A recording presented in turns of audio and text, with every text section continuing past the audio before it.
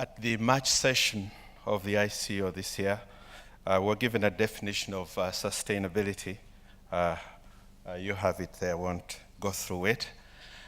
And Africa, we are looking at how we can get our coffee sector sustainable, but we're coming from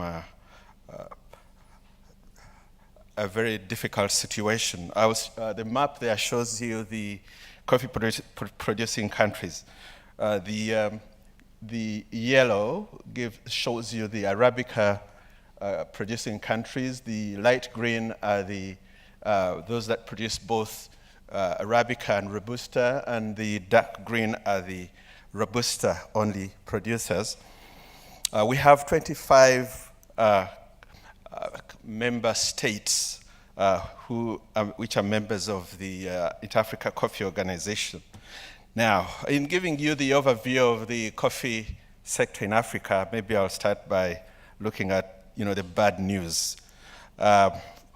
We have had declining volumes in Africa. Many people have already talked about it. Africa has declined. Our yields have declined. The area under coffee has declined in many of our member states. Trees are old and farmers are old.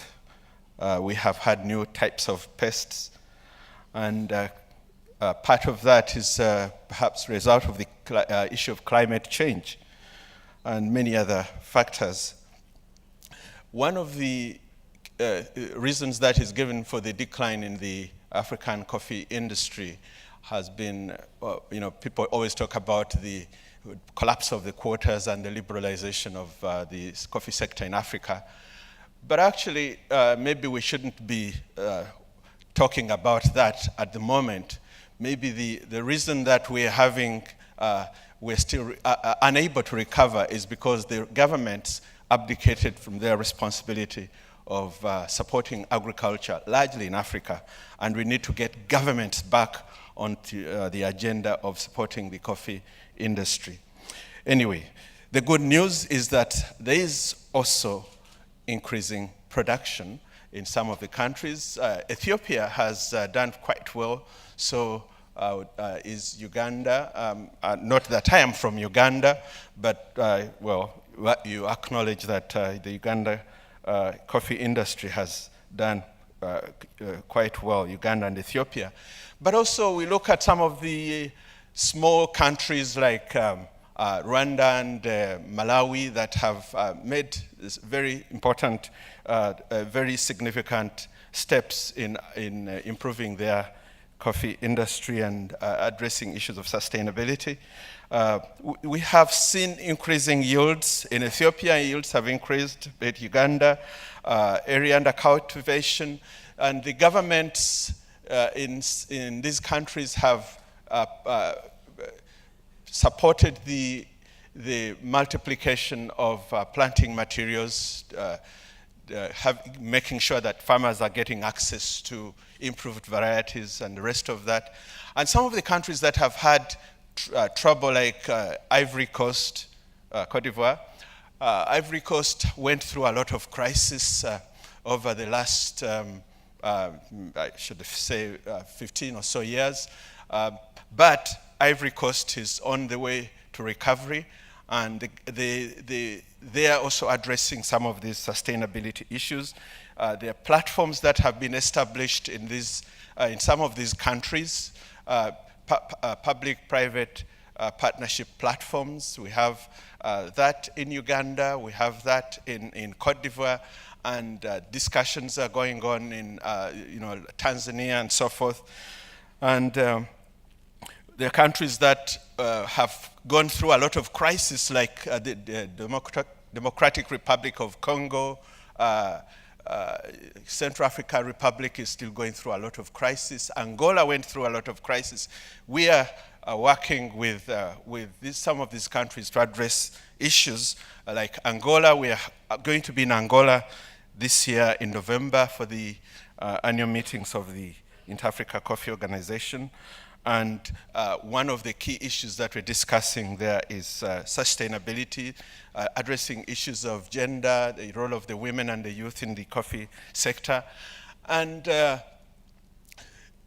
coffee in Africa, the decline of coffee in Africa, we all know that if we do not address the issues of sustainability of the coffee industry, then we're going to have a crisis, because the world is looking for good coffee, and Africa has got potential to provide very good quality coffee. So we know that it's our responsibility as the African Inter-Africa Coffee Organization now to mobilize our member states to address these issues, and to see that we can provide the answers that the industry is asking for. We need to build stronger farmer organizations. We need to build stronger institutions. The farmer institutions in Africa, most of them collapsed with the liberalization of the sector.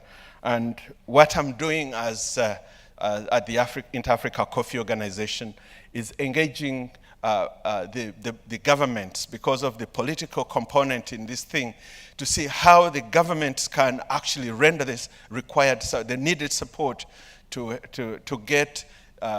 strengthen the institutions, strengthen the farmer organizations. And there is the issue of growing demand that has been talked about. Mr. Neumann was discussing it yesterday. There have been improvements in prices, but the prices will always keep fluctuating. And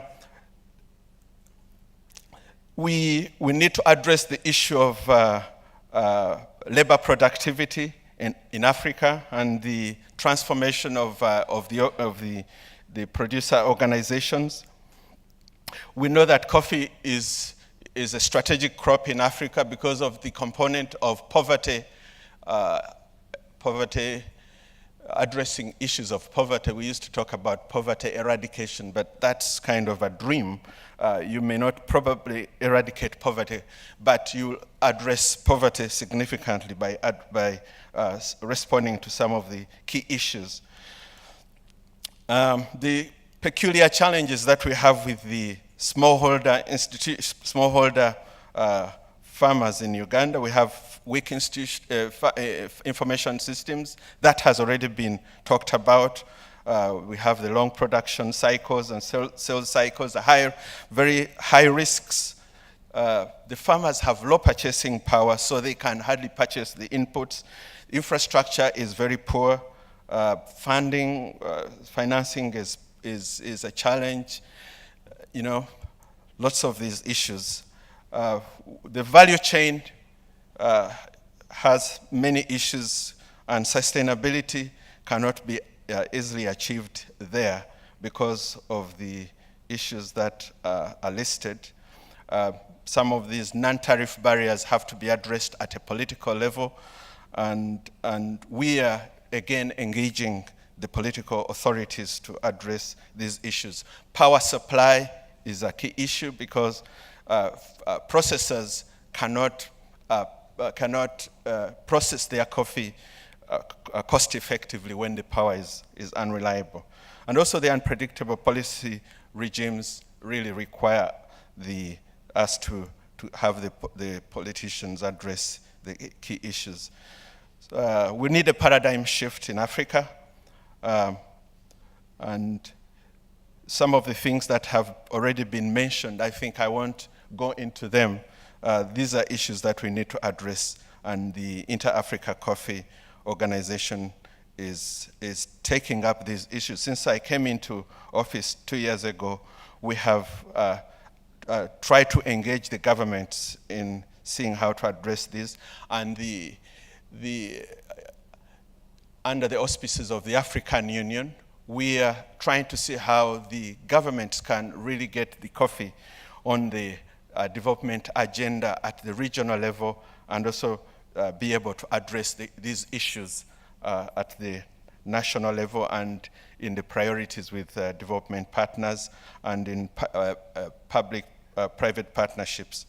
The government has a role as a catalyst, and I say this, I drew this not using data, any data, but just hypothetical, that if you just have the private sector doing what it's doing, you'll be operating at the low part of the curve. But if the government gets involved in this, then you'll have a different movement altogether. And the government will only be a catalyst. We don't expect that the government will do everything that is required to get the industry sustainable, but certainly the government must do something about the issues that we are raising. So in conclusion, I would say that priorities must be addressed at the political level. The governments must set the priorities, and national budgets must make provision for issues that need to be addressed at that level.